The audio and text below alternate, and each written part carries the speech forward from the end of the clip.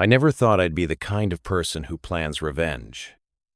But after everything that happened, I realized some betrayals can't just be forgotten. It all started with what looked like the perfect life. A stable job, a happy marriage, and two amazing kids. I thought I had it all until I didn't. At first, the cracks were small, almost invisible. Late nights at work, secretive texts, little lies I brushed off. I told myself I was overreacting, that maybe I was just imagining things. But the truth hit me slowly, like a leak in a dam, every small betrayal adding pressure until it finally burst. I remember the day it all became clear. I had a sinking feeling, one I couldn't shake. Something in the house felt wrong. My gut told me I needed to dig deeper. And that's when I discovered it. The lies, the deceit, the truth my perfect marriage was built on. I still remember holding my phone, staring at messages that didn't make sense at first. Each one was worse than the last. The person I trusted more than anyone had been hiding a whole other life from me. I felt like my world had split in two. One part was the life I thought I knew, and the other was this ugly truth I couldn't unsee. I couldn't breathe.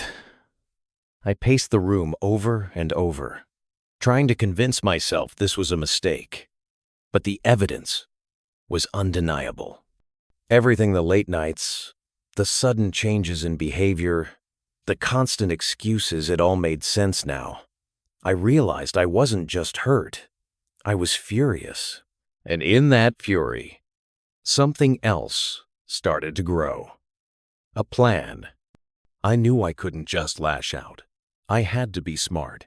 I had to wait, to watch, and to plan every move carefully. It wasn't about anger anymore. It was about justice.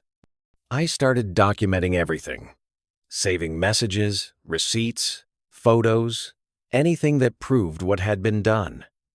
Every time I looked at them, my resolve strengthened. By the end of that week, I knew exactly what I had to do. I wasn't just going to confront them. I wasn't going to beg for an apology. I was going to turn the tables in a way they'd never see coming. And that's when the real story began. The story of how I got my life back and made them face the consequences they thought they'd escaped. I knew I had to be patient. Rushing in would ruin everything. So I started observing, subtly, without letting them know I was onto everything. Every interaction, every little habit, every slip, they all became pieces of a puzzle. And slowly, I started connecting the dots. I also reached out to a few people I trusted, friends who could help me verify facts and gather more evidence. I wasn't alone in this. For the first time in weeks, I felt a strange sense of calm. I wasn't powerless anymore. I was preparing. I made notes, created timelines, and thought through every scenario. I asked myself, if I were them, what would I try to hide? What could they do to protect themselves? Every answer just sharpened my strategy. I realized this wasn't just about revenge. It was about reclaiming my life, piece by piece. The first move had to be precise. I couldn't afford mistakes. I picked a moment when I knew they'd least expect it, when their guard was down. That night, I executed my first step. A subtle but undeniable action that would shake their confidence. I watched from a distance as the effects started to show. It wasn't dramatic, no yelling, no confrontation. Just the kind of small, strategic move that left them questioning everything they thought they controlled. And I smiled, quietly, because I knew this was only the beginning. Over the next few days, I watched them stumble. Little things started slipping. Missed deadlines, tense interactions, the way they second-guessed themselves. It was subtle, but anyone paying attention could see the cracks forming. I kept my distance, blending in, letting their anxiety grow. And honestly, it felt good. Not just satisfaction, but empowerment. For the first time in months, I felt in control again. I knew exactly what I was doing, and they had no idea. Then I decided to escalate. I had one bigger move that would force them to confront reality. I planned it meticulously, thinking through every possible reaction, every risk. When the moment came, I executed it perfectly. Everything fell into place like I'd scripted it. The effect was immediate. I saw the panic in their eyes, the confusion. They tried to cover, to deflect, but it was too late. I felt that rush like all the frustration, all the betrayal, all the anger I'd held inside finally had an outlet. But I didn't gloat. Not yet. I knew the story wasn't finished. And this was just the setup for the bigger moments that were coming. I decided it was time to make things public. No sudden, messy explosions, just slow, precise exposure. I started dropping little hints in conversations, letting others notice what had been going on. Every glance, every hushed comment, every question that started with "wait, what?" was a victory. Watching them squirm while others pieced things together was intoxicating. I could see the panic growing, the desperate attempts to regain control. They didn't realize that I had already mapped every possible reaction, every lie they might try to use. I was always one step ahead. Then came the moment that really shifted everything. At a gathering small, seemingly casual, I dropped the final piece. The room went quiet. I felt the air change, like the world itself had paused to watch the fallout. People looked between us, sensing that something huge had just happened. I could see it all in their face: disbelief, fear, helplessness. And at that moment, I felt this strange mix of relief and exhilaration. All those months of planning, all the betrayal I'd endured, it was finally coming together. And yet, even in that moment of triumph, I knew the story wasn't over.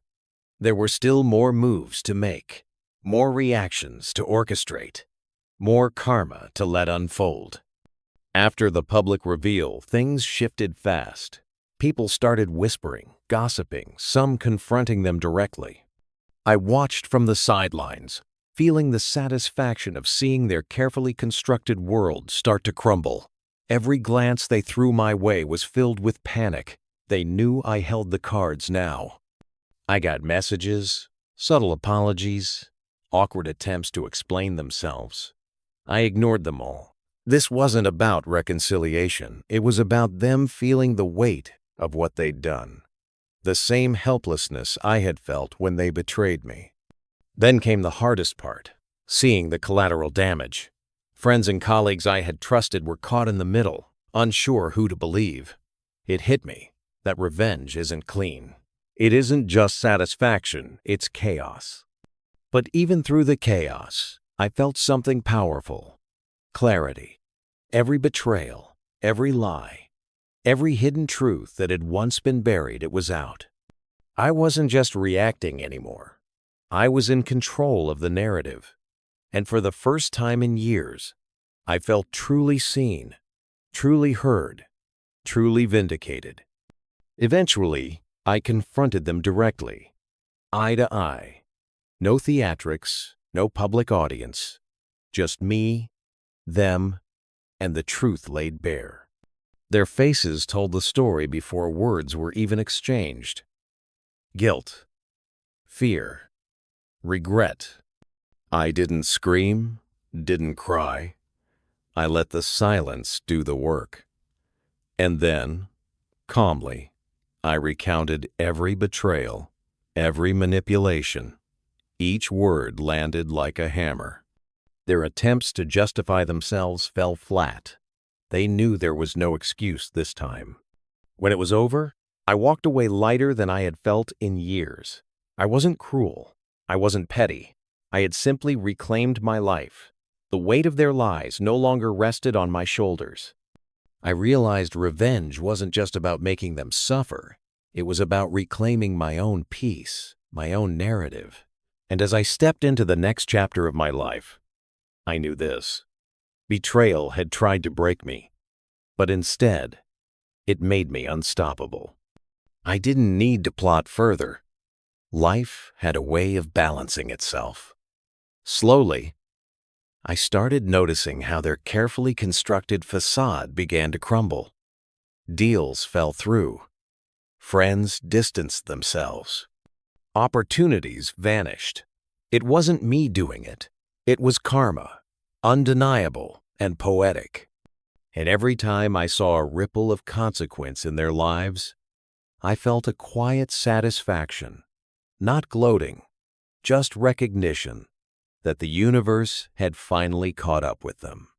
Meanwhile, my own life flourished.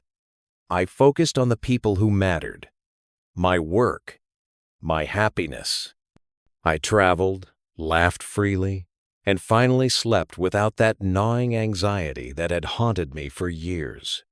I realized that reclaiming my peace and building my own joy was the ultimate revenge. By the time I looked back, I no longer felt bitterness. I only felt strength, the strength that comes from surviving, from standing tall while the storm passed, and from knowing I had written the ending on my own terms. By now, I had learned something important. Revenge isn't about chaos or proving a point. It's about reclaiming yourself, your time, your peace. Every sleepless night, every anxious thought, every moment I doubted myself had been replaced with clarity. I had built a life that thrived on my terms, not theirs. I sometimes wondered if they ever realized what they had lost, the trust, the friendships, the respect that can't be bought or faked. But I didn't need them to. My life had already answered that question.